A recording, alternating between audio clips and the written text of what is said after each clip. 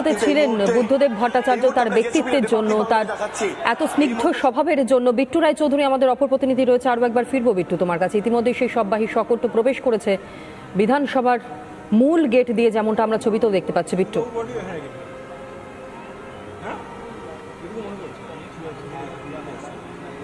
2011 জানুয়ারি মাসে শেষবারের জন্য বুদ্ধদেব ভট্টাচার্য বিধানসভাতে যেই অধিবেশন ছিল সেই অধিবেশনে অংশ নিয়েছিলেন এবং তারপর পরাজয়ের পর আর কোনোদিন বিধানসভায় আসেননি। মৃত্যুর পর তার এই যেই নিথর দেহ তা এই মুহূর্তে বিধানসভাতে এসছে, আমরা সেই ছবি দেখতে পাচ্ছি। সূর্যকান্ত মিশ্র, রবীন দেব সহ অন্যান্য যারা সিপিআইএমের নেতৃত্বরা রয়েছেন তারা প্রত্যেকেই এই মুহূর্তে বুদ্ধবাবুর যে সববাহী শকট তার সামনে দাঁড়িয়ে তার নিথর দেহ আর কিছুক্ষণের মধ্যেই শায়িত হবে। তারপর সেখানে সমস্ত রাজনৈতিক ব্যক্তিত্বরা তারা তাদের মতো করে শ্রদ্ধাঞ্জলি জানাবেন বুদ্ধদেব ভট্টাচার্যকে। দেখতে পাচ্ছি রাজ্যের বিরোধী দলনেতা এসেছেন, অন্যদিকে অরূপ বিশ্বাস, অভিষেক বন্দ্যোপাধ্যায়, বিমান বন্দ্যোপাধ্যায় স্পিকার, ফিরহাদ হাকিম, শোভনদেব চট্টোপাধ্যায় পরিষদীয় মন্ত্রী, শাসক দলের মুখ্য সচেতক নির্মল ঘোষ, এছাড়া অন্যান্য নেতৃত্বস্থানীয়রা দুপক্ষেরই তারা এসেছেন। বিরোধী চিফ হুইপ শঙ্কর ঘোষকে এই মুহূর্তে দেখা যাচ্ছে। প্রত্যেকেই তারা বুদ্ধবাবুর যে নিথর দেহ, সেই নিথর দেহ যে এই মুহূর্তে শায়িত হবে তার জন্য প্রস্তুতি ইতিমধ্যে নেওয়া হচ্ছে। আমরা দেখতে পাচ্ছি সববাহী শকট থেকে রাজ্যের প্রাক্তন মুখ্যমন্ত্রী বুদ্ধদেব ভট্টাচার্যের নিথর দেহ বের করে আনা হচ্ছে। রবি শর্মা আমার ভিডিও জার্নালিস্ট একের পর এক সেই ছবি, সেই সময়গুলো তার ক্যামেরার লেন্সে বন্দি করছেন। আমি দেখতে পাচ্ছি যে বুদ্ধবাবুর স্ত্রী মীরা ভট্টাচার্য আছেন, তার পাশাপাশি সুচেতন তার সন্তান, তিনিও এই মুহূর্তে বিধানসভাতে,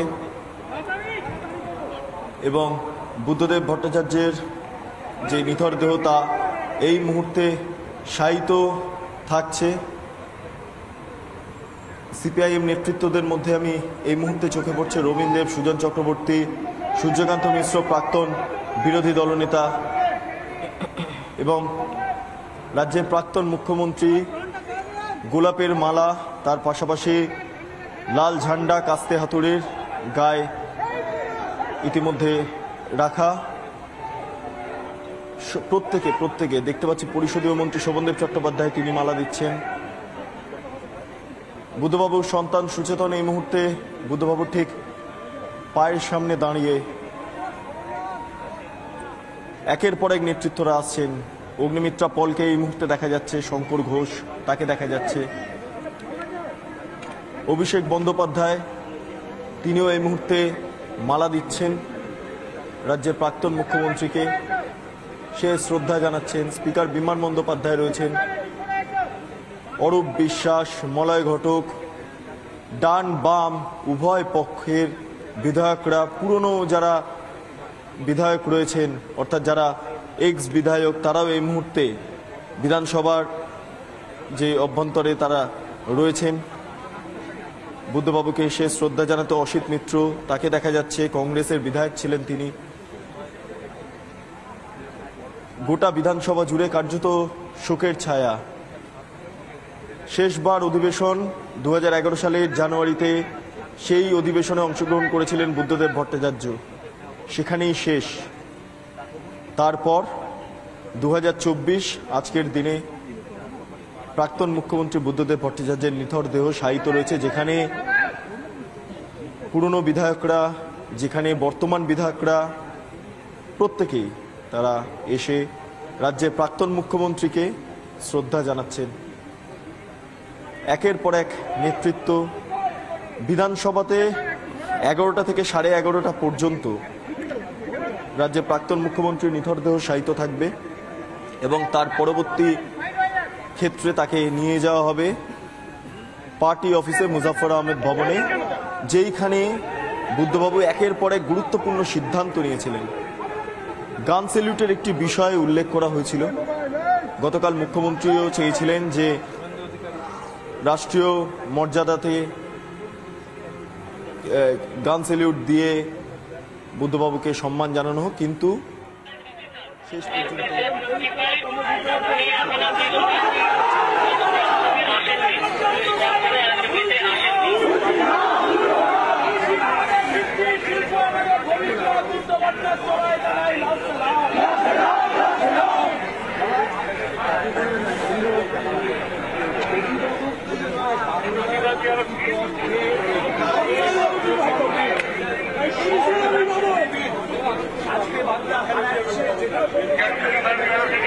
চোখের সামনে রাজ্যকে ধ্বংস